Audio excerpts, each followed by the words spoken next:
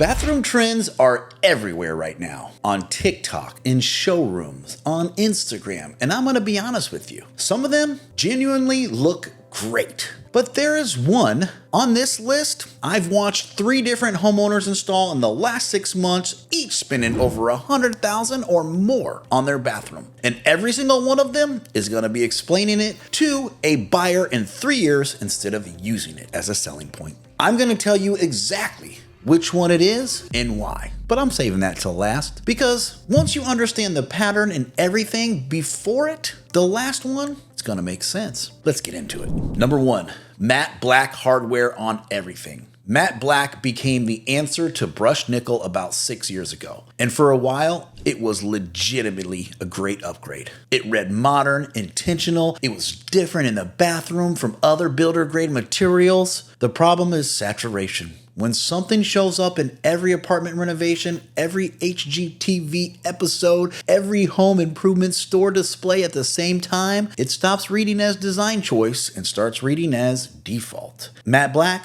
it's at that point right now. It's becoming the new brushed nickel, which means in 2 years, it's gonna date the bathroom the same way brushed nickel dated bathrooms it replaced. There's also a practical issue. In hard water areas, like Florida where I'm from, mineral buildup on black matte finishes is brutal. The coating wears unevenly, water spots, they show and they don't wipe off well, and the finish just looks tired within a few years. Brushed brass, warm satin, now these hold up way better. And they're where the market is already heading. Number 2, all beige, everything matching bathrooms. The backlash to cold gray and white bathrooms was legitimate. A warm neutral and genuinely better than cold ones in most spaces. But the execution has gone too far in the direction of the sameness. Beige tile, beige walls, beige vanity, beige accessories, all in the same tone. A bathroom where every surface is the same depth of warm beige doesn't feel curated. It feels like someone was afraid to make a real decision. What's replacing it is contrast within a warm palette. A warm wall color against a darker vanity. Natural stone with actual variation in it rather than a porcelain print that repeats every 18 inches.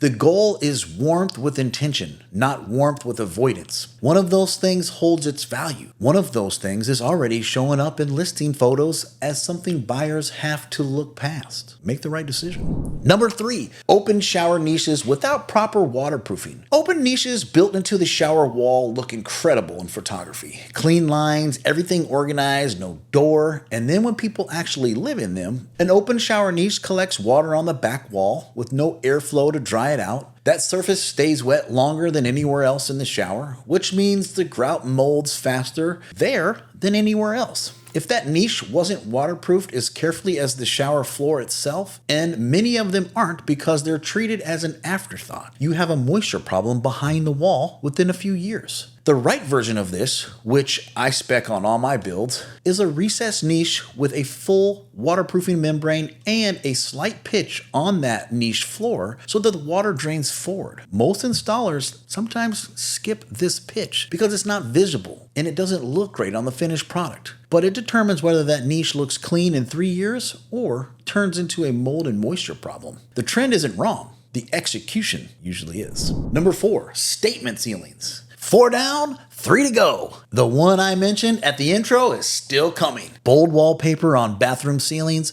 saturated painted ceilings, tile treatments above the shower. Some of these look genuinely great in a photo shoot. Almost none of them age well in a real bathroom. A bathroom ceiling takes more moisture abuse than any other surface in the house. Steam rises, condenses, and works its way into paint finishes, wallpaper seams. Standard interior paint on a bathroom ceiling starts to bubble and peel within 2 to 3 years if there's no proper ventilation. Decorative wallpaper above a shower is a problem regardless of how it's installed. If you want something interesting on the ceiling, the answer in a bathroom is a bathroom-rated paint formula in the right finish. The design should come from the materials at eye level and below. The ceiling is not where you want to make your statement when the statement is going to start peeling in a few years. Before we keep going, let me just throw something out there for you real quick. We got a wonderful website. If you haven't checked it out, I suggest you try clicking the link in the description. Something for everybody. If you're interested in renovation, do it yourself, or a few other options, go ahead and check out the website. Let me know what you think in the comments. Number 5, matching everything metal finish exactly. The idea that every metal in the bathroom, the faucet, the towel bar, the valve, the light fixture, the mirror frame, the drain cover, it all has to match and be the same. That peaked around 22, 23, and it's now looking, kind of rigid. Perfect matching requires buying everything from the same manufacturer, which limits your choices significantly. When one element needs replacing, you're hunting for the exact match or buying everything again. And it reads as overly coordinated in a way that the best designed bathrooms really don't. The spaces that actually feel expensive have finishes that complement each other without being identical. Warm metals mix well together. Brushed brass and satin nickel. Unlacquered brass and bronze. The rule is not to mix warm and cool metals. It's not to use more than 2 or 3 finishes in a single room. Within that variation reads sophisticated, not confusion.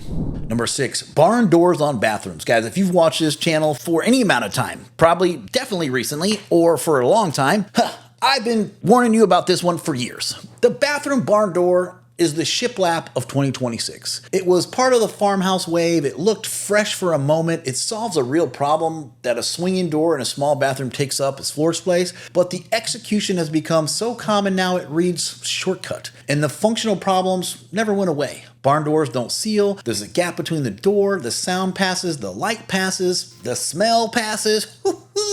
In a bathroom, that matters. They also require wall clearance equal to the full width of the door on the side, which eliminates a significant section of the wall for shelving, art, or fixtures. And the hardware and track get wet from the steam over time and can start to look rough. A pocket door does everything a barn door does without the gaps, without the eating of adjacent wall. If the framing allows for it, a pocket door is almost always a better call. It doesn't come with an expiration date.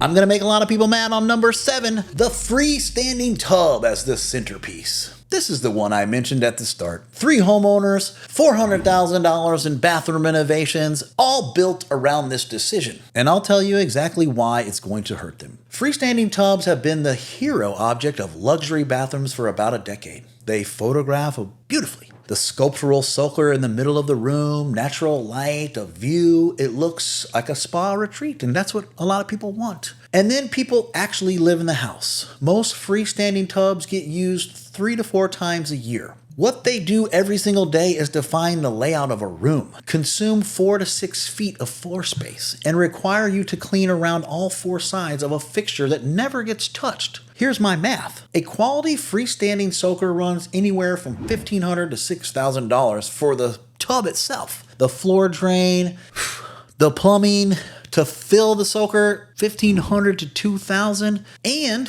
when you sell your house, buyers in 2026 are standing in the bathroom doing the same math that I just did. The reason this one is going to hurt the homeowners I mentioned is not that they spent the money, it is that the tub became the organizing principle of the entire bathroom. And everything else, the shower size, the vanity placement, the storage, was built around that fixture 4 times. That same budget redirected into a larger shower with better materials, better lighting, better storage would improve their daily life in a way that a tub just doesn't. If you genuinely use a tub and love it, build it, go for it, I love it. But build it because you actually take baths, not because it photographs well. This is the distinction most people don't make until it's already tiled in. Here's the pattern across all 7 of these. They peaked on social media before they were tested in real use in real homes. The photography is flawless. The maintenance reality and the resale implications were not part of the conversation when the trend took off. A bathroom is a room you use twice a day, minimal, for years. The decisions that hold up the longest are the ones that perform well on year 7, the same as they did in year 1. Built for the life of the room, not for the photo. Drop a comment, guys. Tell me which one of these 7 you already have in your bathroom, or whether you do it again. Come on,